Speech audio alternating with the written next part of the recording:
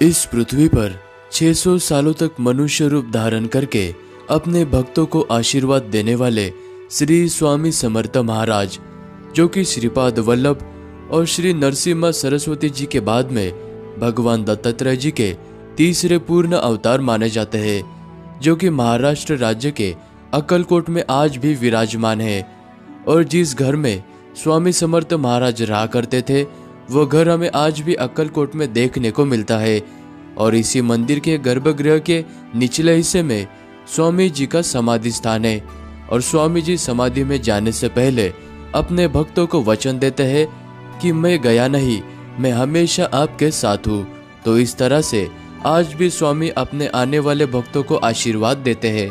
अक्कलकोट में आने के बाद यहाँ पर रहने की एवं खाने पीने की क्या क्या सुविधा है, और स्वामी जी के मंदिर में दर्शन हो जाने के बाद आप यहाँ पर और भी कौन से दर्शनीय स्थल और पर्यटक स्थलों पर घूमने के लिए जा सकते हैं, इस वीडियो में मैं आपको अक्कलकोट की यात्रा के बारे में संपूर्ण जानकारी देने वाला हूँ। तो इस वीडियो को पूरा ज़रूर देखना।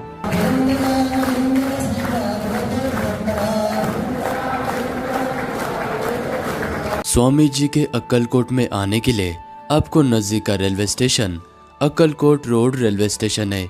लेकिन अक्कलकोट रेलवे स्टेशन तक भारत से बहुत ही कम ट्रेन आती है, तो आप सोलापुर रेलवे स्टेशन तक आ सकते हो। सोलापुर से अक्कलकोट 40 किलोमीटर के दूरी पर है। और सोलापुर से आपको अक्कलकोट तक जाने के लिए गवर्नमेंट के एसटी बसेस हर 20 से 30 मिनट में मिल जाएगी, जो कि आपको 70 रुपए के टिकट में 2 घंटे में अक्कलकोट में पहुंचा देगी। अक्कलकोट में पहुंच जाने के बाद यहाँ के भक्त निवास में हम फ्रेश हुए और यहाँ पर हल्का सा ब्रेकफास्ट करने के बाद हम निकल पड़े स्वामी जी का दर्शन करने के लिए।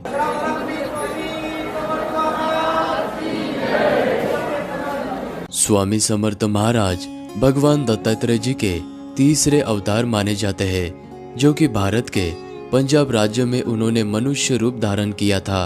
और स्वामी जी ने 300 सालों तक घने जंगलों में तपस्या की थी। और तपस्या करते वक्त स्वामी जी के आसपास में चींटियों की बांबी, यानी कि चींटियां जिस घर में रहते हैं, वो वारुड़ बन गया था। और उसी वारुड़ में से स्वामी जी प्रकट हुए थे। स्वामी जी प्रकट हो जाने के बाद वो लोक कल्याण कार्य हेतु सबसे पहले काशी को गए थे। और उन्होंने कोलकाता के काली माता के भी दर्शन किए थे। और वो गंगा नदी के किनारों पर भ्रमंती किया करते थे। उन्होंने केदारनाथ से लेकर गिरनार तक भगवान दत्तात्रेय जी के सभी स्थानों पर दर्शन किए थे। और बाद में वो पंढरपुर से होते हुए इस अक्कलकोट के पवित्र भूमि पर सन 1857 में आए थे। और वो 22 साल इसी अक्कलकोट के पवित्र भूमि पर रहे थे। और स्वामी समर्थ महाराज इस बड़े से वटवृक्ष यानी कि बरगद के पेड़ के तले हर रोज बैठा करते थे। और इसी वटवृक्ष के तले उन्होंने अपने मनुष्य रूप की समाप्ति की थी। अभी हम वटवृक्ष मंदिर से 10 मिनट के दूरी पर स्थित स्वामी जी के समाधि मठ मंदिर में आ चुके हैं।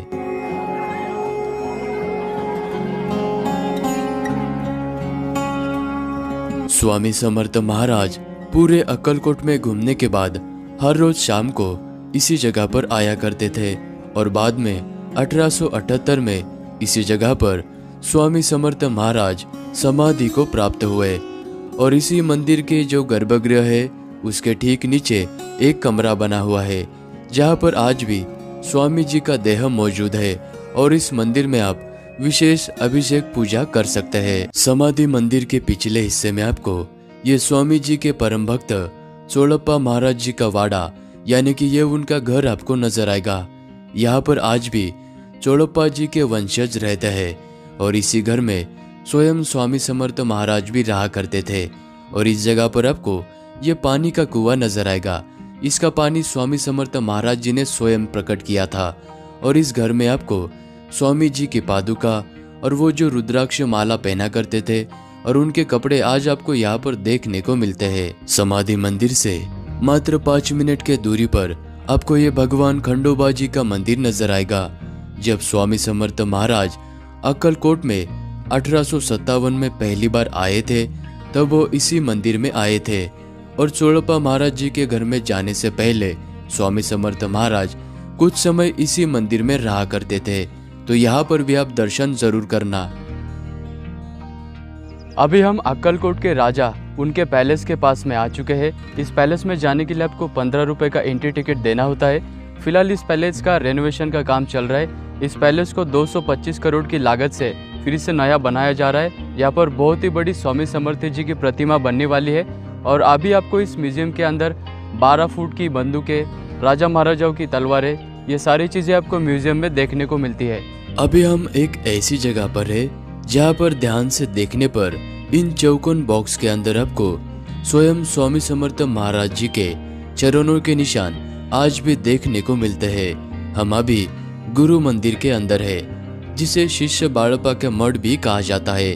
और ये बाळप्पा महाराज जी का मठ मुख्य मंदिर से मात्र 5 मिनट के दूरी पर है। स्वयं स्वामी समर्थ महाराज जी ने अपनी चरण पादुकाएं शिष्य बाळप्पा को देते हुए उनको स्वतंत्र मठ बनाने का आदेश दिया था। और इसी जगह पर स्वयं स्वामी समर्थ महाराज जी ने अपने हाथ में शिवलिंग पकड़कर आग में डाला था। वो शिवलिंग आज भी यहाँ पर मौजूद है, जिसके आप दर्शन कर सकते हैं। संपूर्ण अक्कलकोट में दर्शन करने के बाद अभी हम यहाँ के प्रसादालय में आ चुके हैं, जो कि मुख्य वटवृक्ष मंदिर से मात्र 2 मिनट के दूरी पर है। यहाँ पर स्वामी समर्थ अन्न छत्र मंडल के द्वारा आने वाले भक्तों के लिए निशुल्क प्रसादालय की सुविधा दी जाती है। सर्वप्रथम स्वामी जी को नैवेद्य दिखाने के बाद दोपहर को 12 बजे से लेकर 3 बजे तक और शाम को 8 बजे से लेकर रात के 11 बजे तक यहाँ पर प्रसादालय चलता है।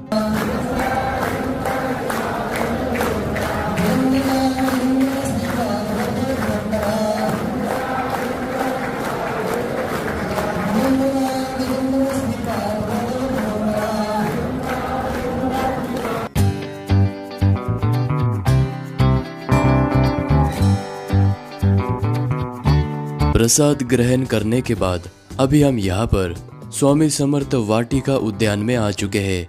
ये उद्यान प्रसादालय और भक्त निवास के परिसर में स्थित है। और ये उद्यान सुबह 6 बजे से लेकर 10 बजे तक और शाम को 5 बजे से लेकर 9 बजे तक ओपन रहता है।